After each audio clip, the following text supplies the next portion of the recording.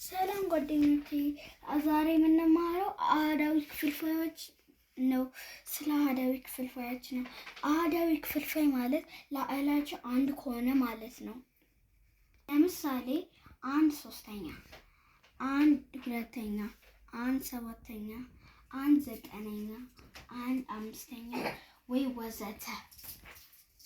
አሁን ደግሞ አሃዳዊ ክፍልፋዮችን በመስመር እንዴት ማስፈር እንደምንችል፣ አሁን ደግሞ አሃዳዊ ክፍልፋዮችን በቁጥር መስመር ላይ እንዴት ማስፈር እንደምንችል ነው ላሳያችሁ። በነገራችን ላይ አሃዳዊ ክፍልፋዮች የሚገኙ በ0 እና በ1 መካከል ነው። ለምሳሌ 1/5ኛን በቁጥር መስመር ላይ እናስፈር። 1/5ኛ እዚህ ጋር እንጽፋታለን። የ1/5ኛ ታህት 1/5ኛ ስለሆነ 1/5ኛ ታህት 5 ስለሆነ በ0 እና በ1 መካከል ያለውን ለ5 እንከፍላለን። ሁሉ ጊዜ 4 ነጥቦችን እናደርጋለን። አምስተኛ ነው የምናደርገው። ለ5 ለመክፈል 4 ነጥቦችን ነው የምናደርገው። ከ0 ቀጥሎ ያለችውን ነጥብ 1/5ኛ ብለን እንጽፋለን። ሁለተኛውን ደግሞ 2/5ኛ፣ ሶስተኛውን 3/5ኛ፣ አራተኛውን ደግሞ 4/5ኛ ብለን ጻፈን። አንድ ደግሞ 5/5ኛ ጽፋታለን ብለን ጻፈን። ስለዚህ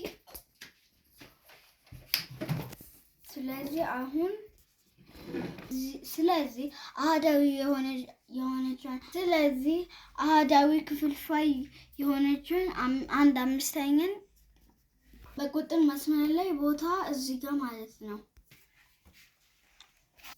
በነገራችን ላይ በ0 እና በ1 መካከል የሚገኙት ማንኛውም ክፍልፋይ በ0 እና በ1 መካከል የሚገኙ ቁጥሮች ህገኛ ክፍልፋይ ይባላሉ። ምክንያቱም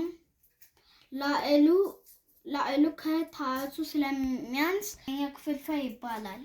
ስላዳመጣችሁኝ አመሰግናለሁ። እስከዛ በሌላ ክፍልፋይ እስክንገናኝ ድረስ አርዲቪዴልቲ። በአጠቃላይ የዛሬውን ትምህርታችን ለመከለስ ያህል አንደኛ አሃዳዊ ክፍልፋይ ምን እንደሆነ አይተናል። ላዕላቸው አንድ የሆነ ማለት ነው። ሁለተኛ አሃዳዊ ክፍልፋዮችን በቁጥር ላይ ማስፈር ነው። አሃዳዊ ክፍልፋዮችን በቁጥር መስመር ላይ ማስፈር ነው። አሃዳዊ ክፍልፋዮችን በቁጥር መስመር ላይ ለማስፈር በ0 እና በ1 መካከል ያለውን ቦታ እንከፋፍለዋለን እንደ ታህቱ ብዛት። እዚህ ጋር 1/5ኛ ስለሆነ ለ5 እንከፍለዋለን። 5 እንዲሞላ 1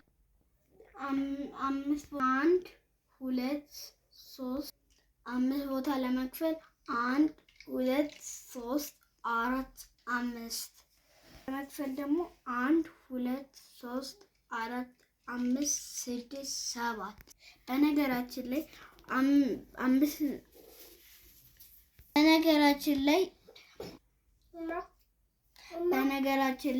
በ0 እና በ1 መካከል ቦታ ለ5 ስናካፍል 4 ነጥቦችን እናደርጋለን።